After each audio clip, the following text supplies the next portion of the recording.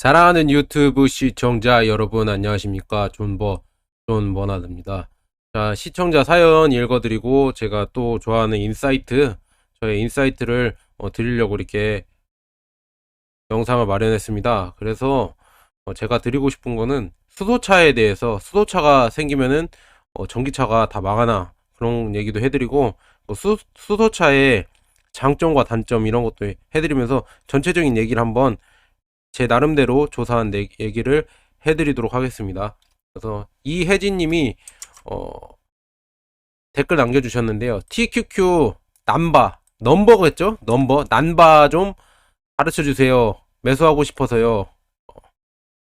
이거 일단 안내해드리도록 하겠습니다. 그리고 존버님, TQQQ 많이 올라도 부분 익절 안하고 가져가실 건가요? 네, 저는 TQQQ를 그냥 장기로 꾸준히 가져갈 생각이라서 지금 이제 수익 날려고 하고 있거든요. 제가 평단이 57이에요 지금 현재. 근데 수익 날 것 같습니다. 이제 나도 계속 꾸준히 들고 가서 와, 이거 수익이 진짜 3배씩 커지는구나, 그걸 한번 느껴보고 싶어요. 이게 얼마나 빨리 자산이 느는지도 보고 싶고, 그래서 가져가도록 하겠습니다. 그래서 양전돼서 고민 중이라고 하시던데 정말 축하드립니다. 근데 저는 그냥 끝까지 장기 투자로 가져간다는 거 이렇게 말씀드립니다. 이혜진님, 남바 좀 알려달라고 하셨는데, TQQQ는 일단은 국내장으로 거래되는 게 아니라 해외 주식 계좌에서 거래가 됩니다. 그래서 해외 주식 계좌는 어떻게 거래를 하냐? 해외 주식 계좌 뭐 키움이나 아니면 뭐 여러 증권사 있잖아요. 증권사별로 해외 주식 계좌를 개설을 하셔야 돼요.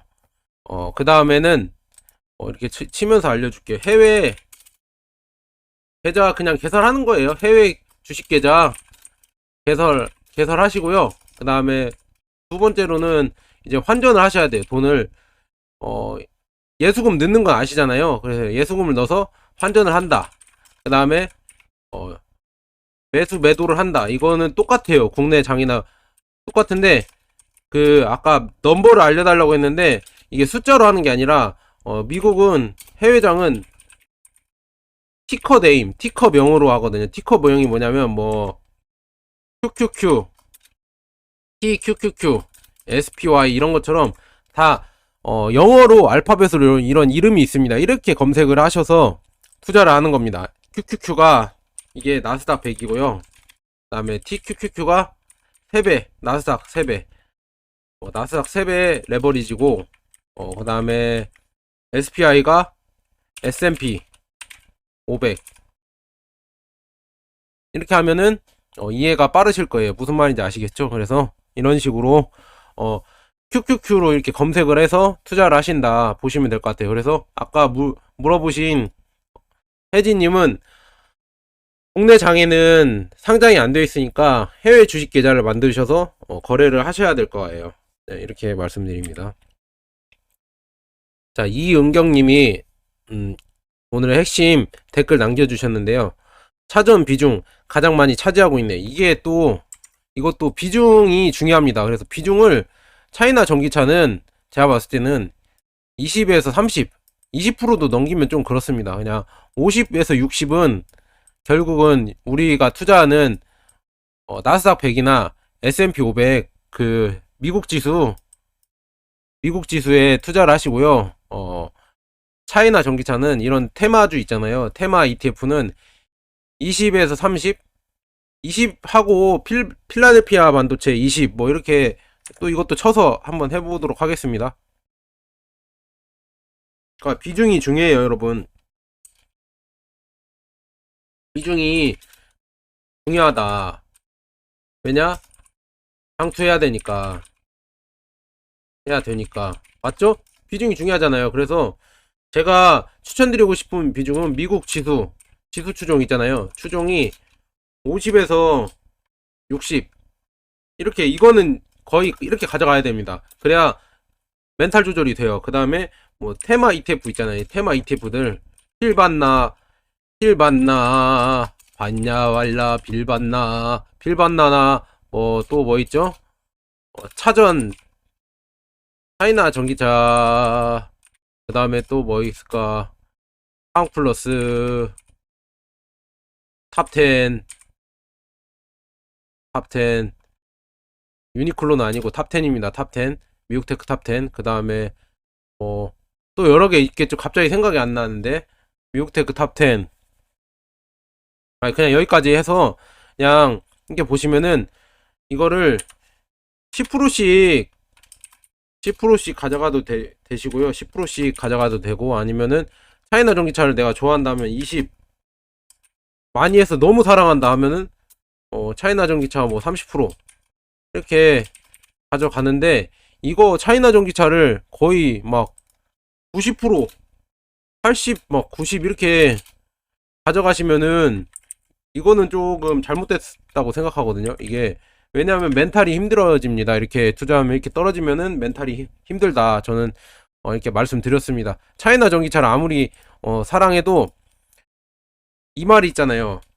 주식 앙드레 코스텔라니가 말씀드렸는데, 종목과 사랑에 빠지지 마라. 이게 중요합니다. 종목과 사랑에 빠지지 마라. 이게 중요하니까 여러분들도 잘 생각하시고 투자하셨으면 좋겠습니다. 그 다음에는 수소차가 등장하면 차전은 어떻게 될까요?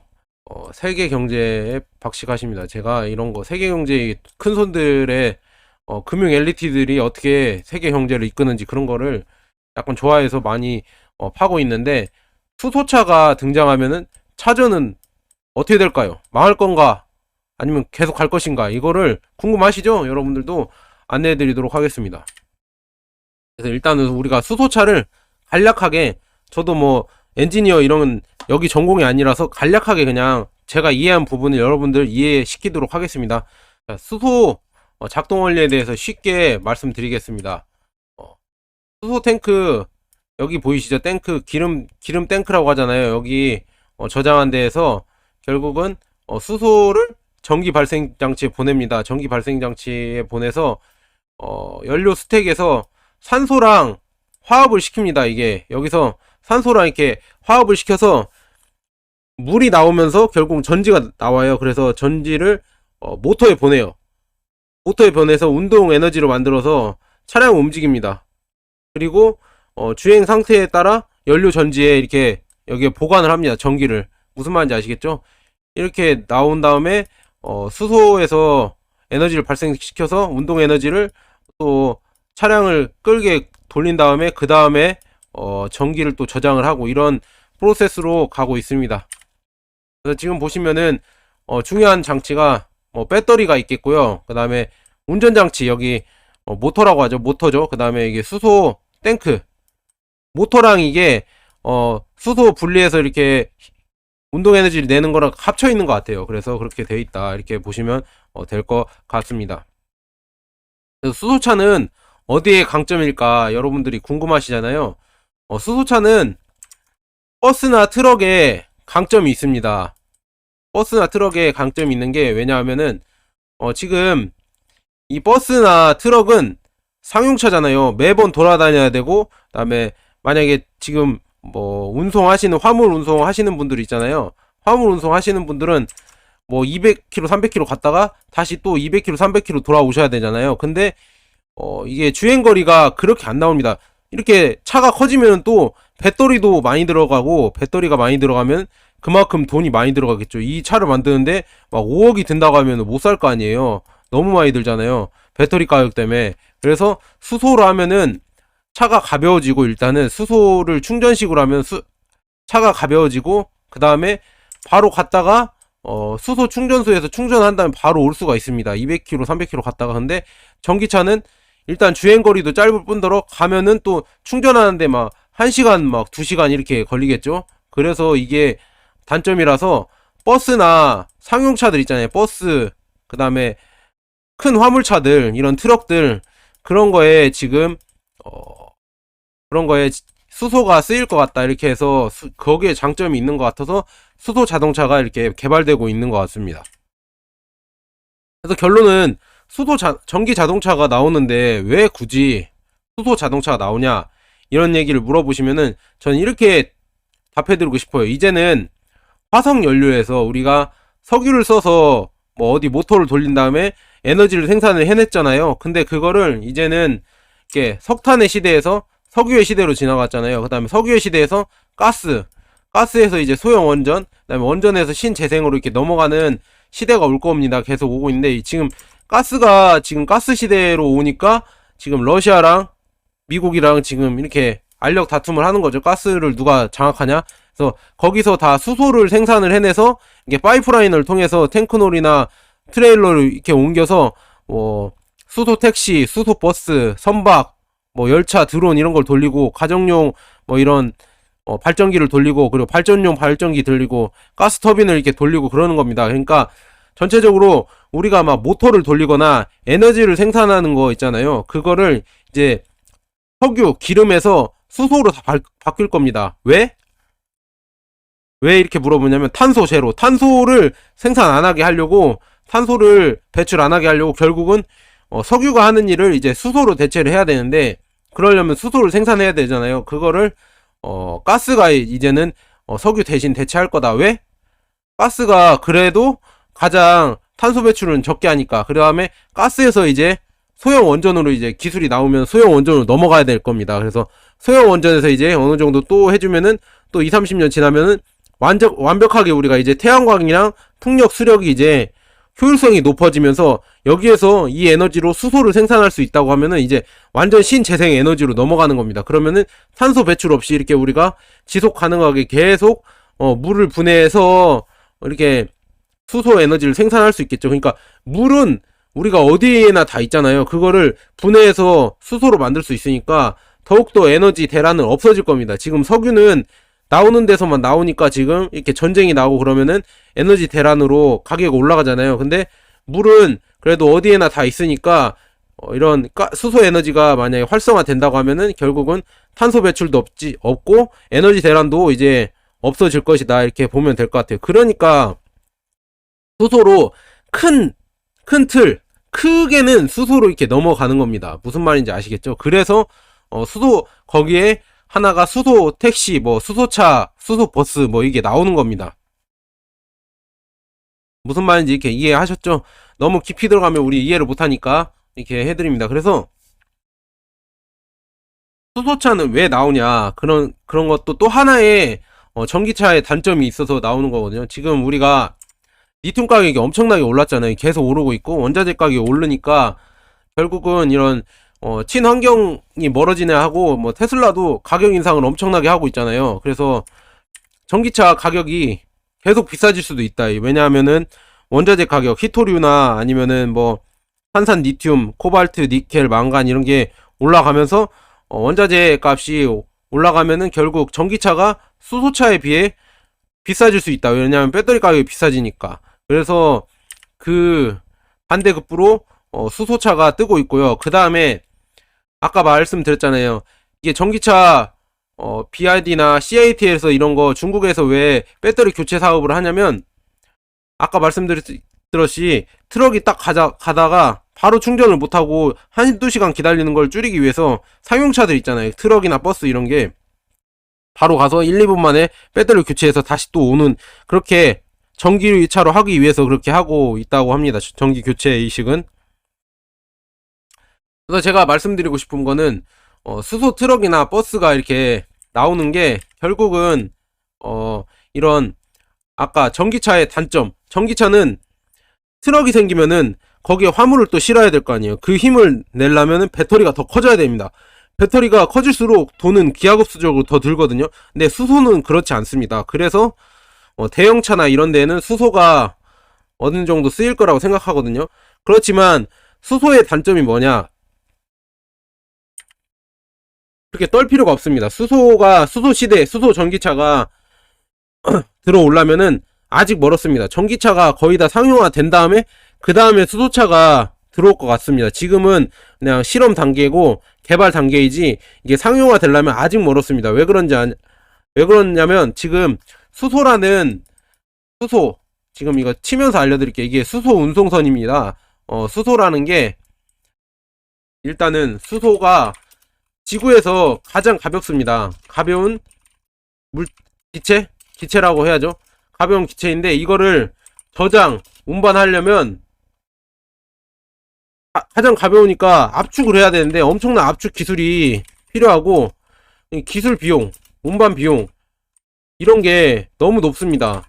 높아서 효율성이 떨어진다. 효율성이 떨어진다. 무슨 말인지 아시겠죠? 그래서 이런 게 다 보급이 되려면은 아직 멀었고 그 다음에 있잖아. 그 뭐라고 해야죠?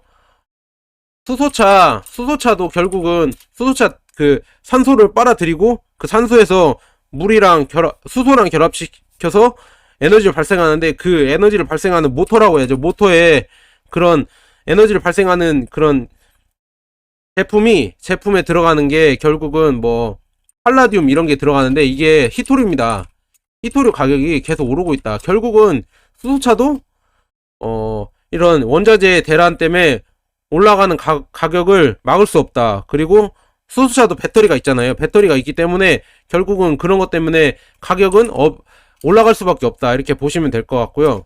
그 다음에 세 번째로는 인프라죠. 인프라가 수소 충전소가 필요하잖아요. 저장, 충전소 그런 게 필요하기 때문에 결국은 전기보다 이런 거에 다 매력적이지 않잖아요. 전기는 저장 충전소도 필요하지만 가정에서도 할 수 있잖아요. 가정에서도 전기는 가정 충전도 가능하잖아요. 일단은 그리고 뭐 운반 비용도 높지 않고 운반을 굳이 할 필요가 없죠. 전기 우리 망은 다 깔려 있잖아요. 전기가 어느 데나 우리가 살고 있는 어느 곳이나 전기는 쓸 수 있잖아요. 그래서 운반 비용도 필요가 없고 그다음에 저장 비용도 뭐 그렇게 필요가 없잖아요. 전기는.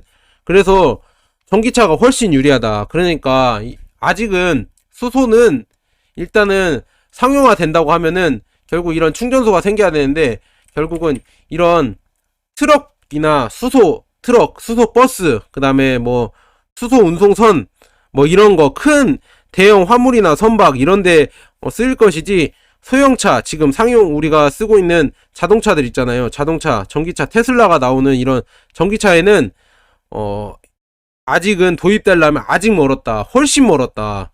전기차가 10년 남았다고 하면 수소는 20년, 30년 남았다. 저는 이렇게 보고 있습니다. 그래서 처음에 이렇게 질문하신 은경님 말대로 뭐 수소차가 등장하면 차저는 어떻게 될까요? 차저는 지금 이미 다 성장해 있고 매도를 해야 될 시점이 올 겁니다. 수소차가 이제 제대로 등장해서 상용화 된다. 막 테슬라처럼 나온다.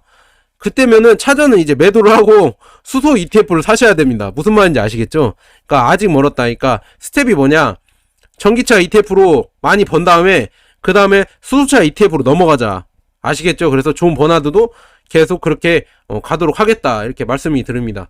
그래서 수소차는 요약을 다시 해드리자면 충전하는 게 충전소 인프라가 부족하고 그 다음에 똑같이 그 모터를 돌리려면 모터에 들어가는 원자재 값이 비싸집니다. 그런 것도 있고 그 다음에 수소를 만들어서 운반이나 저장 비용이 엄청나게 많이 듭니다. 그래서 수소의 단점 이런 큰 단점 때문에 전기차 이런 우리가 타는 전기차보다 훨씬 상용화가 늦어질 것 같습니다. 그 다음에 수소차의 장점이라고 하면은 대형 버스나 대형 트럭에는 수소 에너지가 오히려 더 값싸고 비용도 적게 들고 오히려 효율성이 높아질 수 있다. 왜냐하면은 크게 될수록 에너지 효율이 더 크니까. 그래서 그렇게 말씀드리고요. 그래서 이런 장단점이 있기 때문에 수소차가 앞으로 도입이 되려면 수소 경제가 마련되고 크게는 결국은 수소가 도입이 될 거는 확실합니다. 근데 아직은 멀었다. 전기차보다 훨씬 멀었기 때문에 우리는 전기차에 집중하자 이렇게 말씀드리고 싶습니다. 자, 여기까지 좋은 버나드였고요. 오늘 주말인데 여러분 제 방송 잘 들어주셔서 정말 감사하고요. 제 방송이 좋으셨다면 구독과 좋아요 눌러주시고 그 다음에 앞으로도 계속 세계 경제 돌아가는 거나 나스닥 경제, 미국 경제, 그 다음에 차이나 전기차 경제 이런 것도 같이 보도록 하겠습니다. 이런 쪽에 투자하시는 분들은 뭐 ETF든 뭐 개별주든 이렇게 투자하시면 정보를 얻으실 분들은 제 유튜브를 구독해 주시고 그리고 알람 설정 꼭 부탁드립니다. 자, 여기까지 존 버나드였습니다. 여러분 좋은 주말 보내세요. 감사합니다.